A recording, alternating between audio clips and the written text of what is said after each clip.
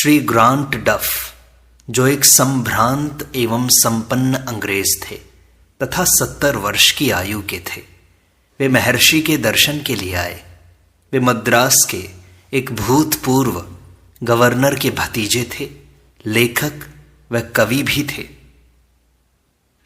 वे आकर हॉल में कुछ देर के लिए बैठे। आपस में संभवतः कोई वार्तालाप नहीं हुआ। फिर वे चले गए। वे स्वभाव से बहुत संयमी थे। कुछ दिन बाद उनका एक पत्र आया जिसमें अनेक प्रश्न थे। वे प्रश्न दिवंगत आत्माओं के संबंध में थे तथा एक प्रश्न यह था कि उनकी सर्वोत्तम सेवा क्या हो सकती है। उन महाशय के बारे में महर्षि ने कहा, जरा विचार करो, एक 70 वर्ष की आयु का व्यक्ति अपनी अर्जित धनराशि से अपने घर में शांति से जीवन यापन करना पसंद न करे। उसकी कितनी तीव्र लगन है कि वह अपनी मातृभूमि को छोड़कर 6000 मील की समुद्र यात्रा का साहस करे तथा भाषा से अनभिज्ञ, अकेलेपन के संकट झेलता, सख्त गर्मी भुगतता, विदेश के अपरिचित सुविधा रहित वातावरण में लंबी रेल यात्रा करे। अपने घर में वह सुख से रह सकता था। आंतरिक शांति की खोज की इच्छा ही उसे यहां तक खींच लाई है। लोग कह रहे हैं कि बिल्कुल सत्य है। यह उसकी लगन की तीव्रता ही तो है जो उसे यहां तक खींच लाई। जहां तक दिवंगत आत्माओं का प्रश्न है, जब तक मनुष्य स्वयं को स्थूल शरीर से युक्त समझता रहता है, यह विचार स्थूल रूप ग्रहण कर उसको वास्तविक भासता रहता है, इस कल्पना के कारण कि उसका शरीर दूसरे शरीर से उत्पन्न हुआ है। उसके स्वयं के शरीर की भांति अन्य व्यक्तियों के शरीर भी उसे वास्तविक प्रतीत होते हैं।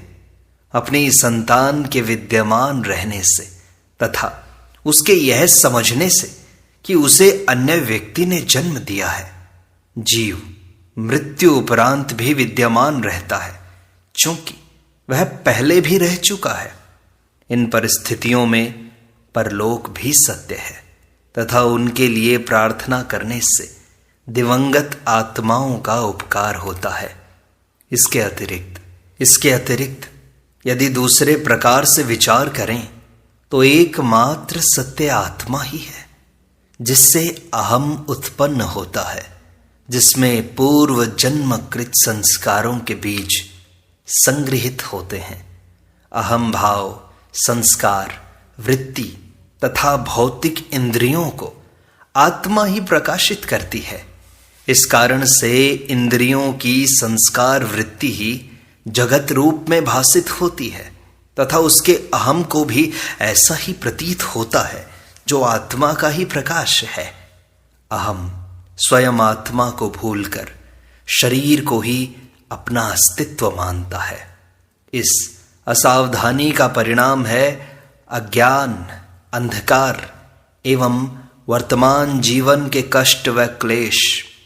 आत्मा से अहम की उत्पत्ति तथा अपने वास्तविक स्वरूप की विस्मृति ही जन्म है। इस प्रकार यह कहा जा सकता है कि व्यक्ति का जन्म उसकी माता की मृत्यु का कारण बनता है। अपनी मां को पुनः प्राप्त करने की वर्तमान आकांक्षा वास्तव में आत्मा की पुनः प्राप्ति की आकांक्षा है, जो स्वयं की प्राप्ति अथवा अपने मिथ्या अहम की मृत्यु से भिन्न नहीं है।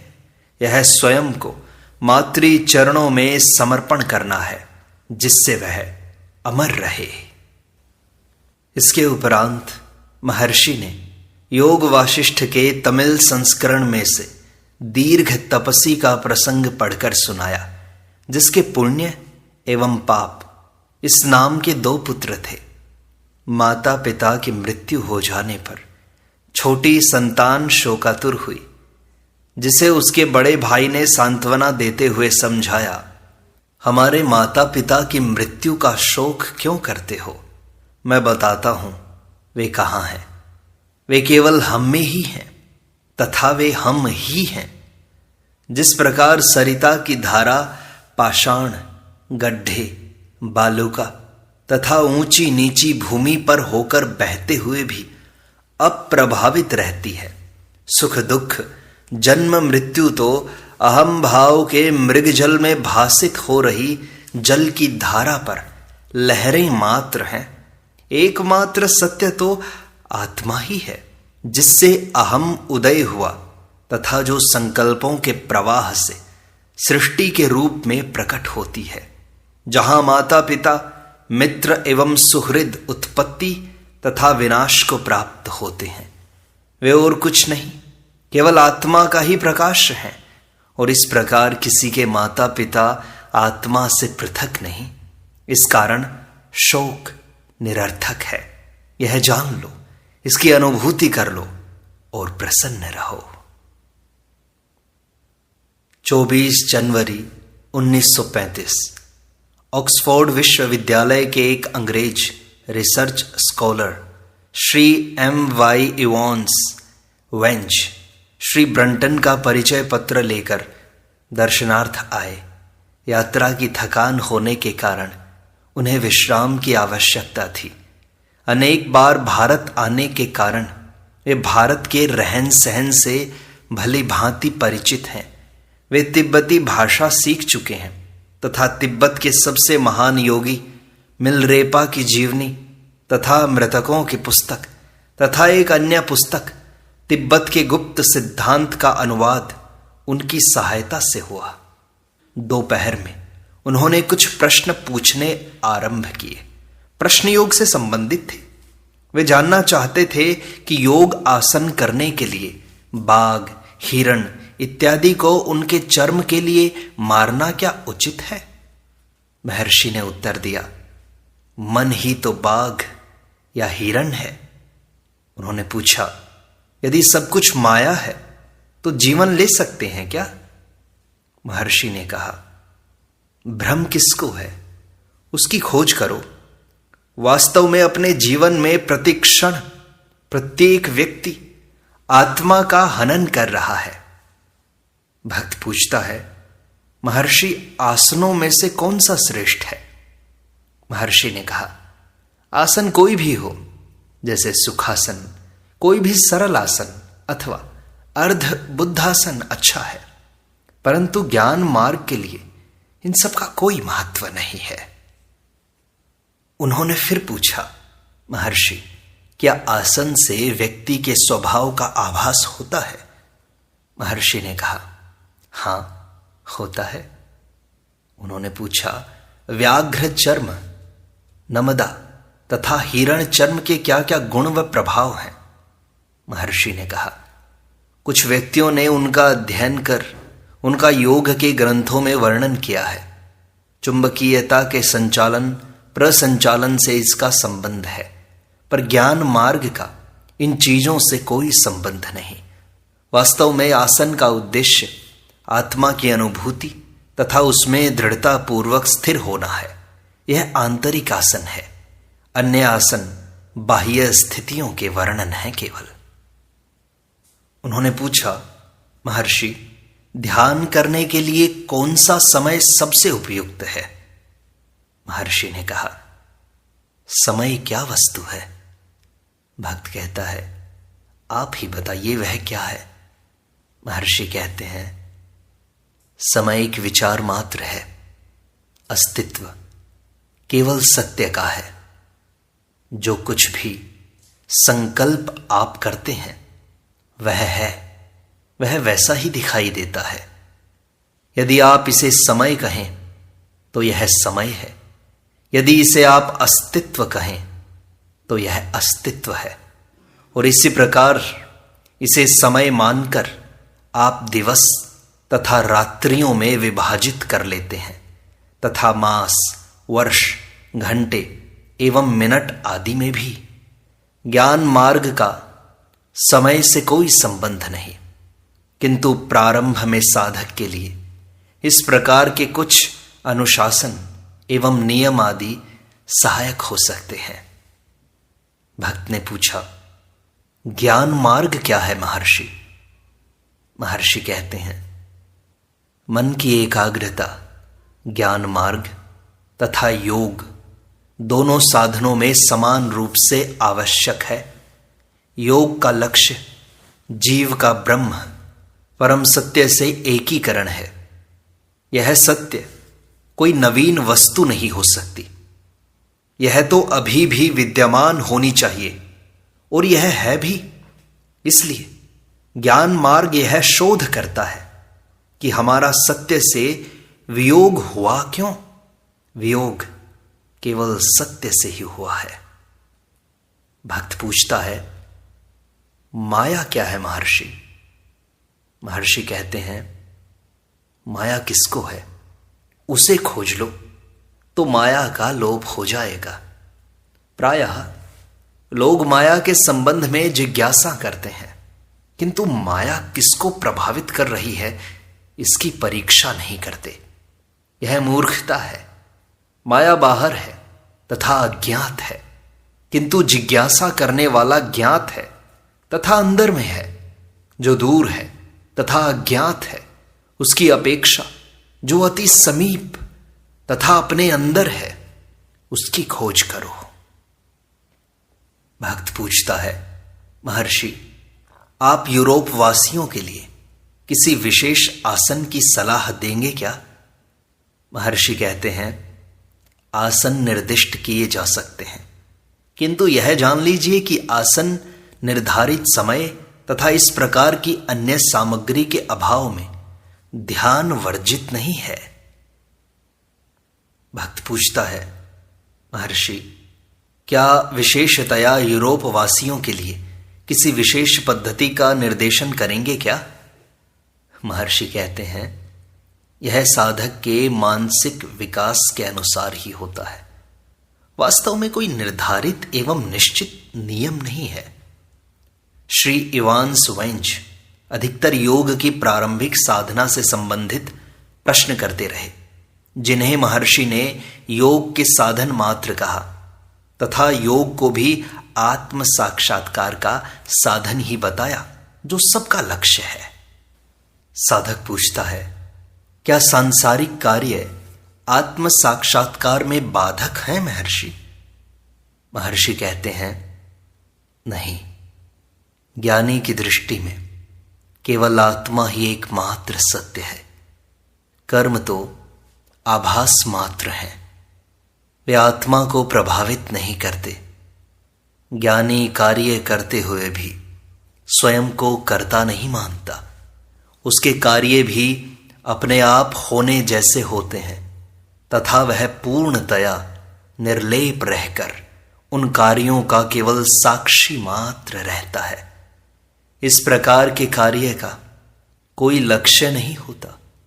ज्ञान मार्ग का साधक कार्यरत रहता हुआ भी साधना कर सकता है। प्रारंभिक अवस्था में साधक को कुछ कठिनाई हो सकती है, किंतु कुछ अभ्यास के बाद शीघ्र ही इसका प्रभाव होगा। फिर कर्मों से उसके ध्यान में कोई बाधा नहीं होगी। भक्त पूछता है, अभ्यास क्या है महर्षि?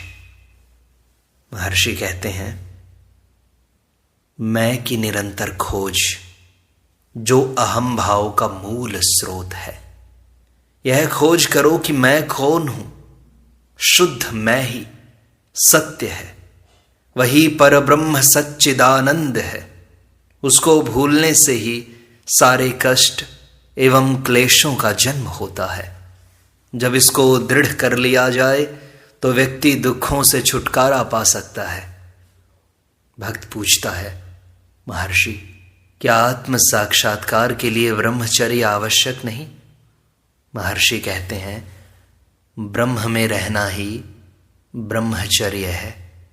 सामान्य धारणा में जिसे ब्रह्मचर्य समझा जाता है उससे इसका कोई संबंध नहीं। वास्तविक ब्रह्मचारी अथवा ब्रह्म में ही स्थित रहने वाला तो ब्रह्म में ही सर्वानंद की प्राप्ति कर लेता है। वह ब्रह्म आत्मा से भिन्न नहीं। फिर आनंद के अन्य स्रोतों की खोज क्यों? वास्तव में आत्मा से बाहर होना ही सारे क्लेशों का मूल है। महर्षि, क्या ब्रह्मचर्य पालन योग के लिए आवश्यक है? महर्षि कहते हैं, यह सही है। साक्षात्कार के अनेक साधनों में ब्रह्मचर्य भी साधन है एक। भक्त पूछता है, फिर क्या यह अत्यंत आवश्यक नहीं है क्या? क्या विवाहित पुरुष आत्म साक्षात्कार कर सकता है क्या? महर्षि कहते हैं, निश्चय पूर्वक यह तो मन की योग्यता का विषय है। विवाहित हो या अविवाहित, मनुष्य आत्म साक्षात्कार कर सकता है, क्योंकि आत्मा यही है तथा अभी है। यदि ऐसा नहीं होता तथा इसकी उपलब्धि कभी आगे होती एवं यह कोई नवीन वस्तु होती जिसे प्राप्त करना होता, तो ऐसा प्रयास वृथा ही होता, क्योंकि जो स्वाभाविक नहीं है वह स्थायी भी नहीं हो सकता। पर मैं यह कहता हूं, आत्मा यहां है, अभी है तथा केवल उसी की सत्ता है। भक्त पूछता है, ईश्वर सब में व्यापक है, अतः किसी को किसी जीव का जीवन नहीं लेना चाहिए। क्या हत्यारे का जीवन लेने का समाज का अधिकार उचित है क्या? क्या राज्य भी ऐसा कर सकता है? ईसाई देश इस प्रकार विचार करने लगे हैं कि ऐसा करना उचित नहीं है। महर्षि कहते हैं, हत्यारे को हत्या करने के लिए किसने प्रेरित किया? वही शक्ति उसे दंड देती है। समाज या राज्य तो उस शक्ति के हाथ में यंत्र मात्र हैं। तुम एक व्यक्ति के प्राण लेने की बात करते हो, युद्धों में असंख्य प्राणियों के जीवन जाते हैं, उसको क्या कहोगे? भक्त पूछता है, ऐसा ही है। जीवन की हानि तो किसी भी प्रकार ही अनुचित है। क्या युद्ध उचित है महर्षि?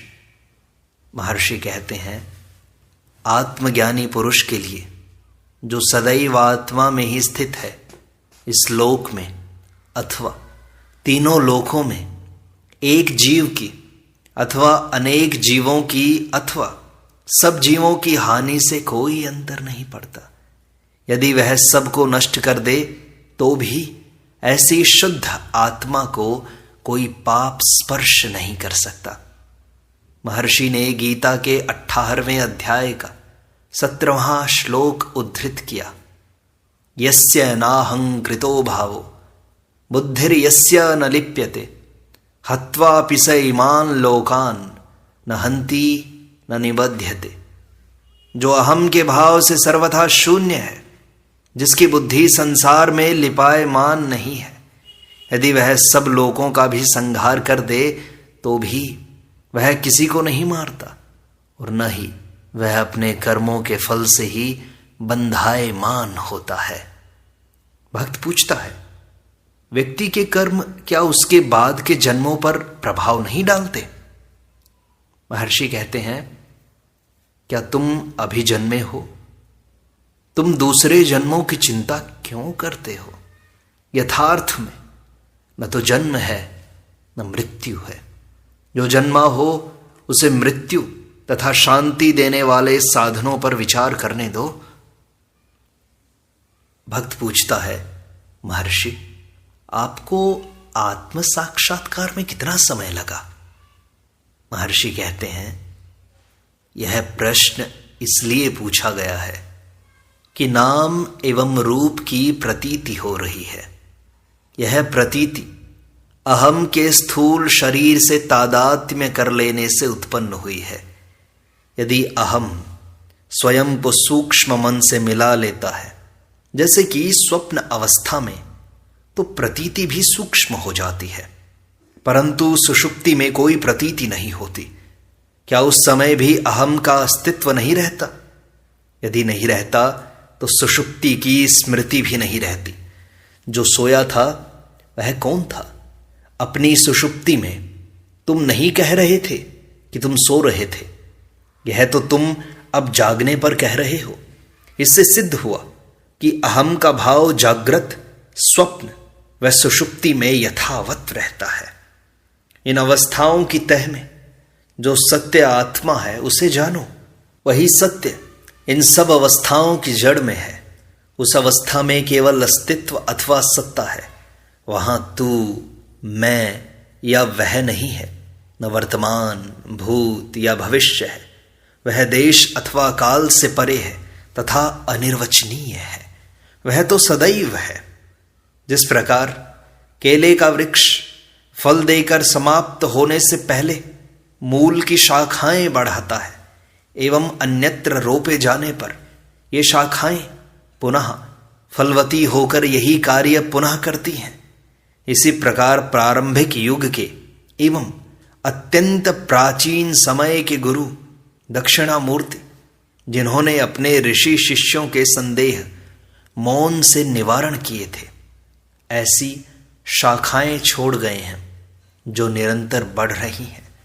गुरु उसी दक्षिणामूर्ति की शाखा है, यह प्रश्न ही नहीं उठता जबकि आत्मा का साक्षात्कार हो चुका है। भक्त पूछता है, क्या महर्षि को निर्विकल्प समाधि होती है? महर्षि कहते हैं, यदि नेत्र बंद हो तो वह निर्विकल्प है, यदि नेत्र खुले हों तो वह सविकल्प है। यद्यपि इसमें कुछ अंतर है, फिर भी पूर्ण शांति रहती है। सर्वथा विद्यमान स्वाभाविक अवस्था सहज समाधि की है। इस प्रकार महर्षि रमण से बातचीत का यह भाग यहीं संपूर्णता को प्राप्त होता है। शेष अगले अंक में।